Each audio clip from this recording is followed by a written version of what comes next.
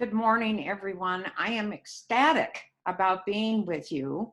I have friends at the Unitarian Universalist Fellowship of Bozeman, and I am absolutely delighted that Duffy asked me to speak this morning. My very personal love story celebrating Pride Month 2020 begins somewhere around 1952, but I'm going to digress for a few moments. In 1969, two major events happened within 22 days of each other.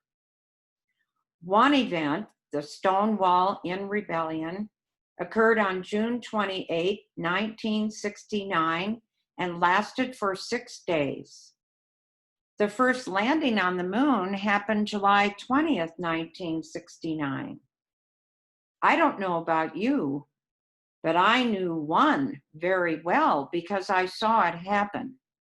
And the other one I never heard anything about until several years ago. Let me talk a little bit about Stonewall this morning because it's an amazing story. In 1969, the solicitation of homosexual relations was an illegal act in New York City. Indeed, in virtually all the urban centers in the United States. City bars were places of refuge where gay men and lesbians and other individuals who were considered sexually suspect could socialize in relative safety from public harassment. Many of those bars were, however, subject to regular police harassment. One such well-known gathering place for young gays, lesbians, and transgender people was Stonewall Inn in Greenwich Village, a dark, seedy, crowded bar reportedly operating without a liquor license. Since the days of Prohibition, when alcohol was outlawed, the mafia controlled much of New York City's nightclub business, with special expertise in its shadowy, illegal fringes. The Genovese family, one of the so-called five families that dominated crime in New York City, reigned over Manhattan's West Side bar scene, including the Village, where the LGBT community was taking root.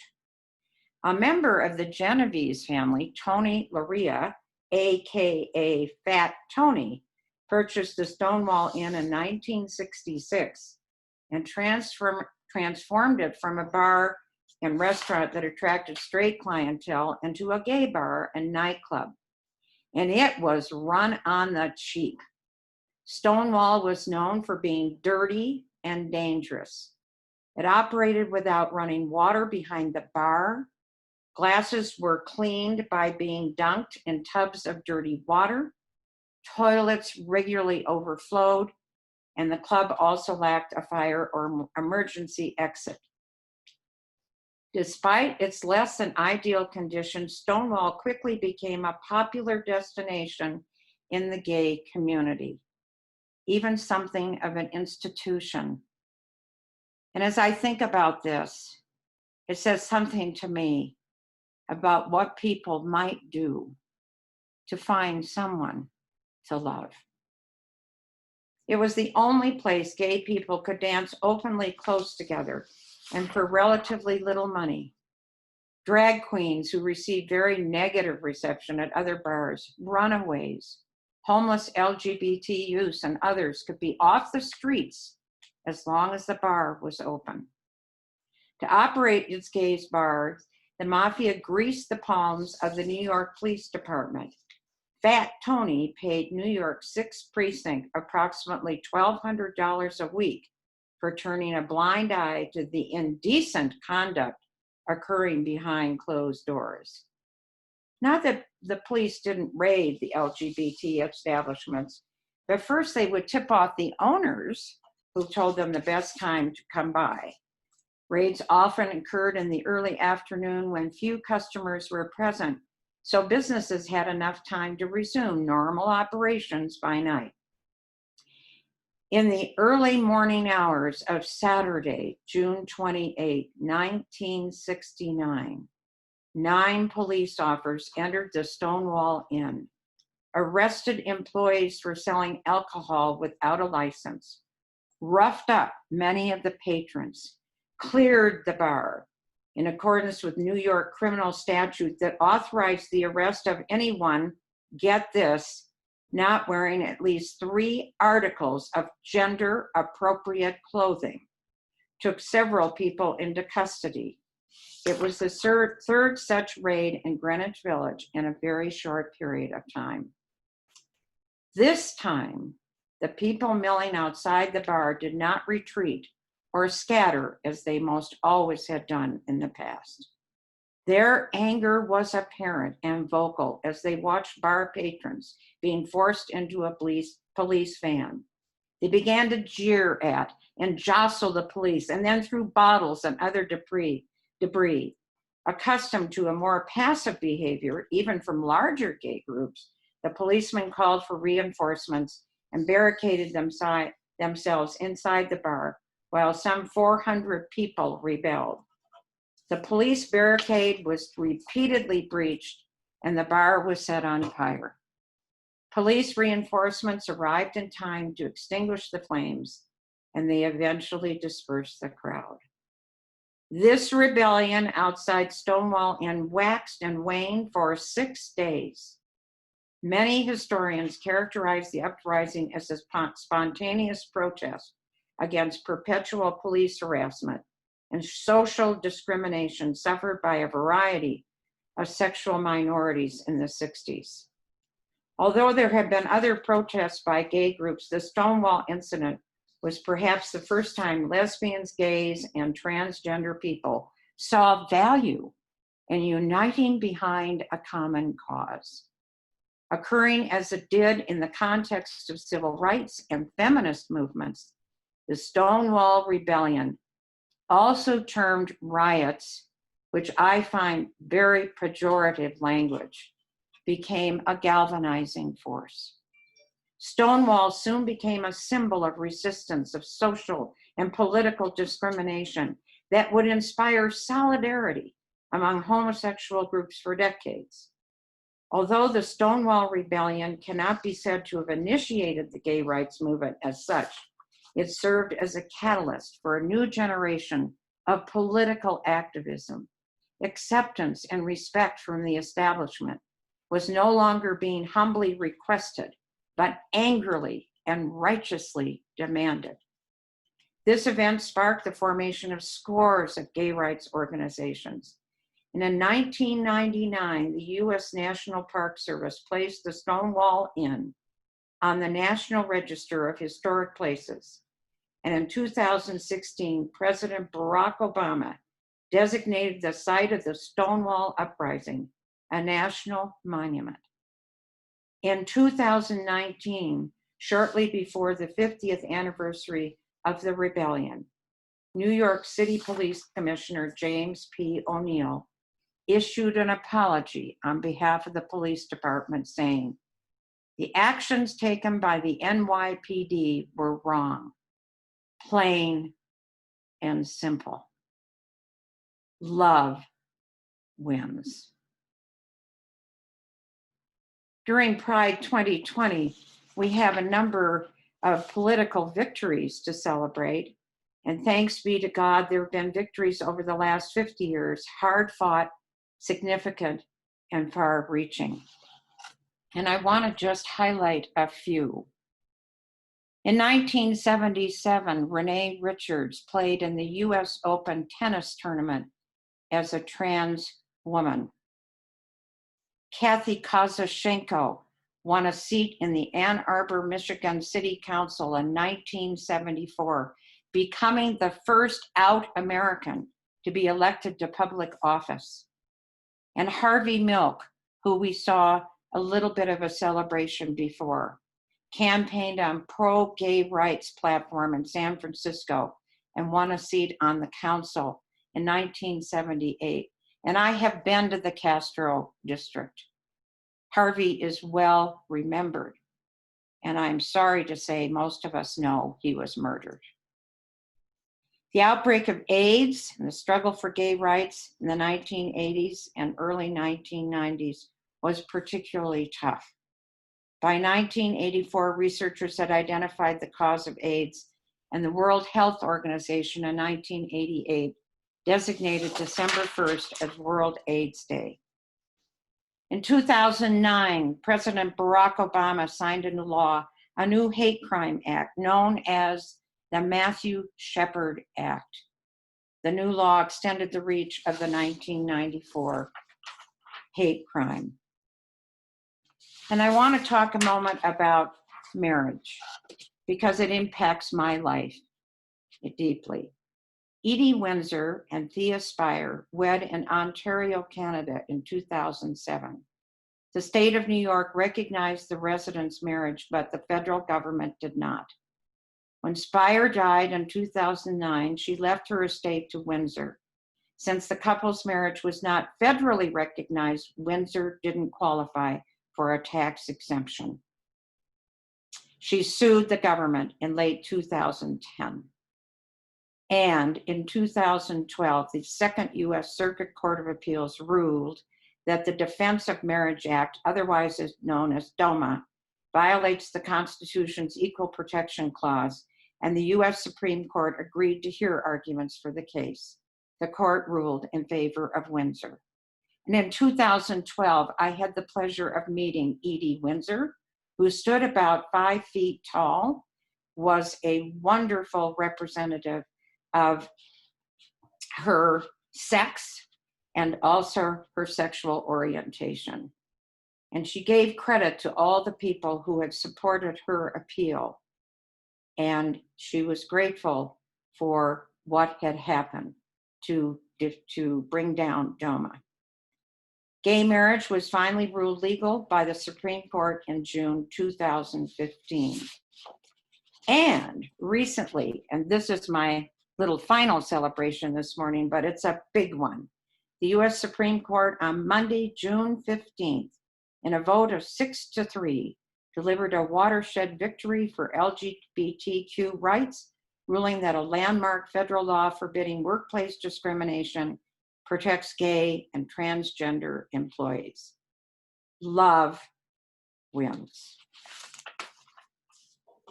I did say at the beginning of my sermon that my love story begins in 1959. I was born in 1940, and I've come to realize, I will be 80 this year, that one of the greatest gifts that God has given me is the love of others.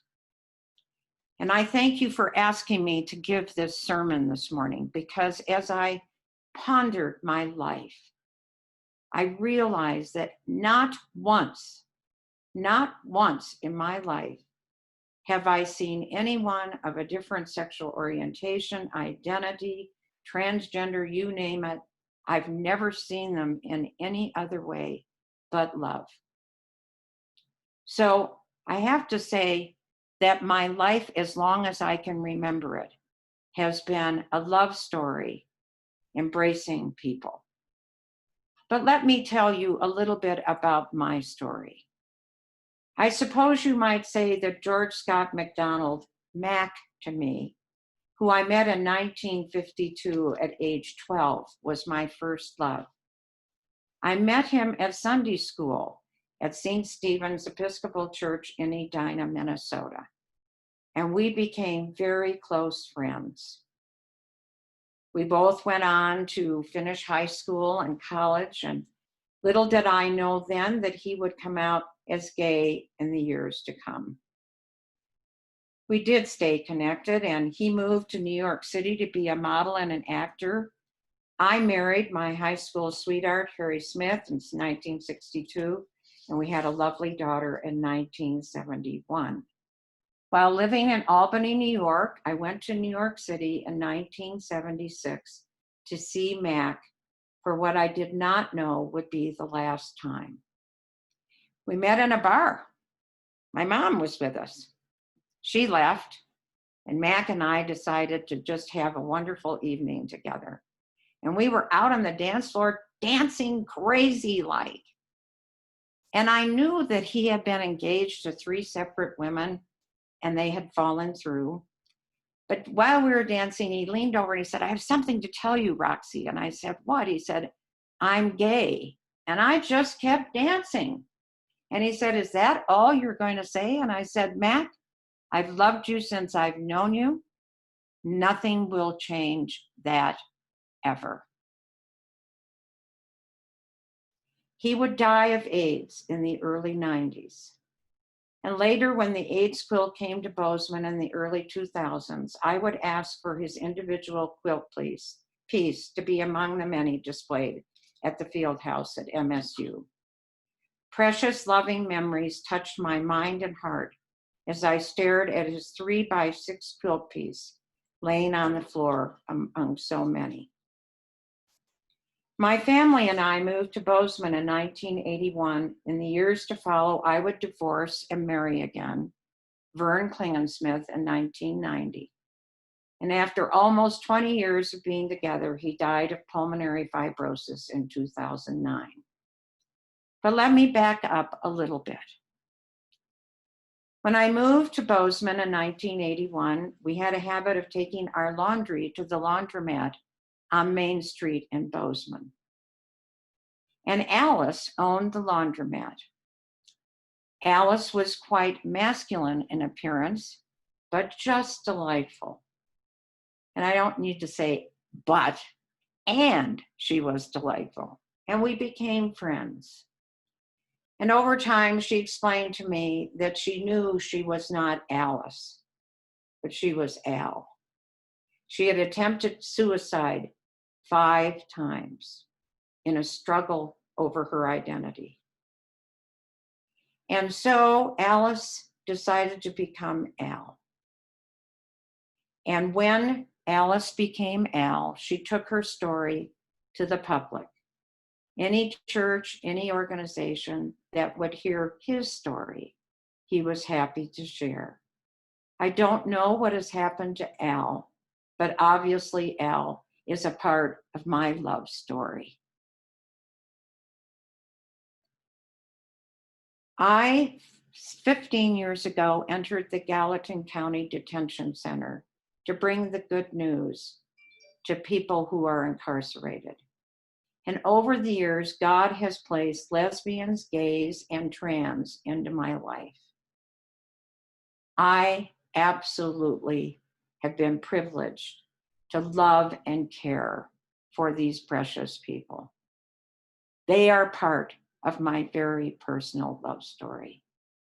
And the message I've always given them, and will continue to do so till the day I quit going in there, is that they are unique, they are beloved of God, and there isn't anything wrong with them.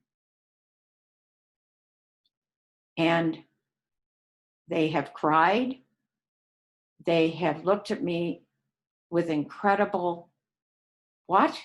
What are you telling me? I'm okay, there's nothing defective? Love wins.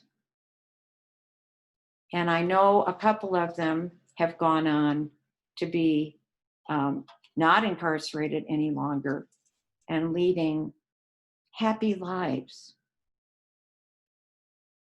Over the years in Bozeman, I've been privileged to have many LGBTQ friends. But I want to finish today with my precious story about meeting Connie Campbell Pearson. I met Connie Campbell in 2001. She came to Community Mediation Center to help us with year-long books, closing our books and wrapping up grants. And she was only to stay 6 years. But she stayed with that organization for 13. In 2009, when Vern died, Connie also lost a very dear friend.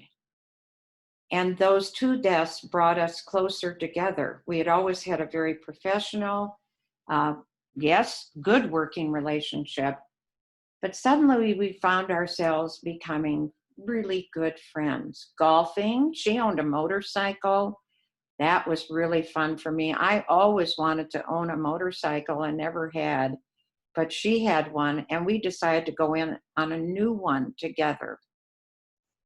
And the more time I spent with her, the more I realized that she was a person who had high respect for me. I had high respect for her.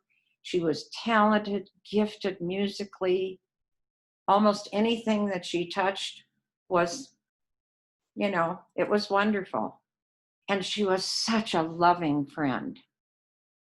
And I found myself, after being married 47 years totally, being drawn in a very special relationship to her.